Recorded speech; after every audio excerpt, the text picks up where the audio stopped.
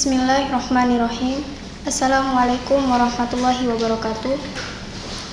Alhamdulillahirabbil alamin. Nahmaduhu wa nasta'inuhu wa nastaghfiruh wa na'udzu billahi min syururi anfusina wa min sayyiati a'malina. May yahdihillahu fala mudhillalah wa may yudhlilhu fala hadiyalah. Asyhadu an la ilaha illallah wa asyhadu anna Muhammadar Rasulullah. Allahumma shalli ala sayyidina Muhammad wa ala ali sayyidina Muhammad, amma ba'd. Pertama-tama, mari kita ucapkan syukur kehadirat Allah Subhanahu wa taala yang telah memberikan kita nikmat iman, nikmat Islam, nikmat sehat sehingga kita tetap dapat berkumpul pada saat ini. Salawat serta salam tidak lupa kita haturkan kepada junjungan kita Nabi Muhammad SAW yang kita tunggu syafaatnya hingga yaumil akhir. Pada kesempatan kali ini, saya akan memberikan sedikit penjelasan materi tentang permasalahan niat dengan judul keikhlasan dan menghadirkan niat dalam segala perbuatan, ucapan dan keadaan yang nyata dan yang samar. Allah Subhanahu wa taala berfirman di dalam Quran surah Al-Baqarah, Bismillahirrahmanirrahim. Wa ma umiru illa liya'budullaha mukhlishina lahud-din hunafa'a wa yuqimus salata wa yu'tuz zakata wa dzalika dinul qayyimah, yang artinya, dan bukankah mereka itu sama ditugaskan untuk menyembah Allah Subhanahu wa taala dengan tulus ikhlas menjalankan agama semata-mata untuknya, berdiri lurus menegakkan salat serta menunaikan zakat, dan sedemikian itulah agama yang benar. Allah Subhanahu wa taala juga berfirman dalam Quran surah Al-Hajj ayat 37, Bismillahirrahmanirrahim. La yanalallahu luhumuha wala dima'uha walakin yanaluhut taqwa minkum, yang artinya, sama sekali tidak akan sampai kepada Allah daging-daging dan darah-darah binatang kurban itu, tetapi akan sampailah kepadanya ketakwaan engkau sekalian. Allah Subhanahu wa taala juga berfirman di dalam Quran surah Ali Imran ayat 29, Bismillahirrahmanirrahim. Qul in tukhfu ma fi sudurikum aw tubduhu ya'lamullah.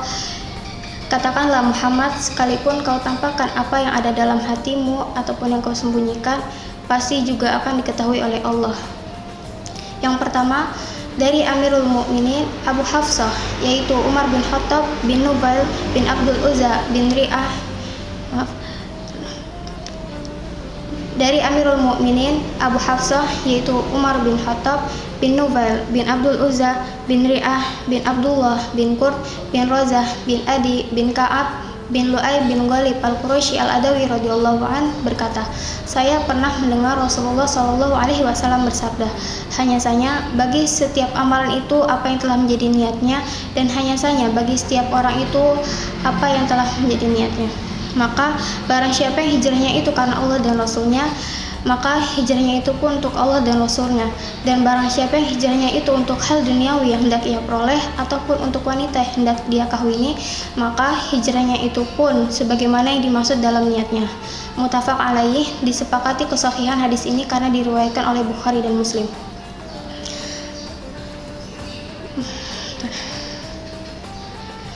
Hadis tadi berhubungan erat dengan persoalan niat. Rasulullah SAW menyabdakan sebagaimana tadi, sebab pada saat para sahabat SAW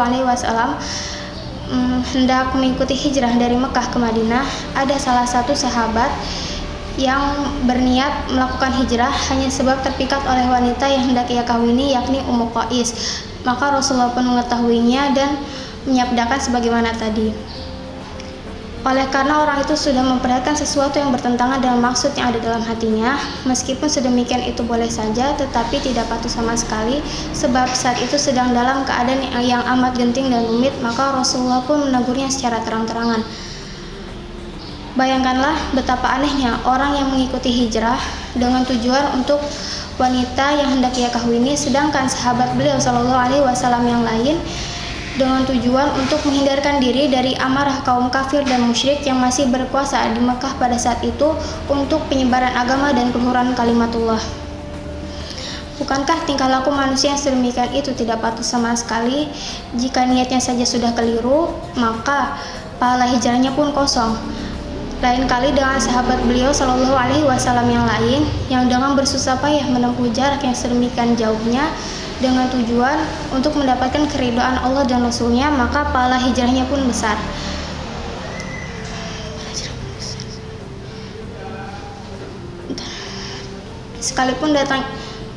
Sekalipun datangnya hijrah itu pada awalnya tertuju pada seseorang yang salah niatnya, tetapi sifatnya adalah umum. Para imam mujtahidin berpendapat bahwa suatu amalan dapat dikatakan sah, dapat dianggap terima, serta dapat dikatakan sempurna apabila disertai niat. Niat itu ialah sengaja yang disembunyikan dalam hati, seperti hendak mengambil air sembahyang atau wudhu, mandi dan sholat dan lain sebagainya.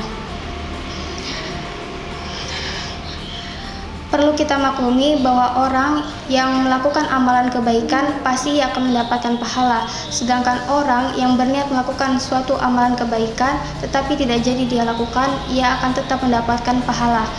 Sebagaimana hadis yang berbunyi, niat itu lebih baik daripada amalannya. Maksudnya, berniatkan sesuatu untuk melakukan amalan baik tetapi tidak jadi dilakukan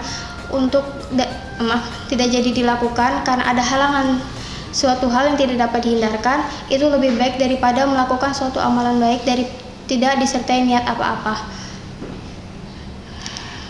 Hanya saja dalam menetapkan wajibnya niat itu ada perselisihan pendapat dari para imam mujtahidin. Imam Syafi'i, Maliki dan Hambali berpendapat bahwa semua amalan harus disertai niat, baik amalan yang berupa wasilah atau perantara seperti wudhu, tayamum, dan mandi wajib, ataupun amalan yang berupa maksud atau tujuan seperti puasa, sholat, zakat, haji, dan umroh. Sedangkan Imam Hanafi hanya mewajibkan niat itu dalam amalan yang berupa maksud, sedangkan amalan yang berupa wasilah sudah dianggap sah dan tidak diwajibkan.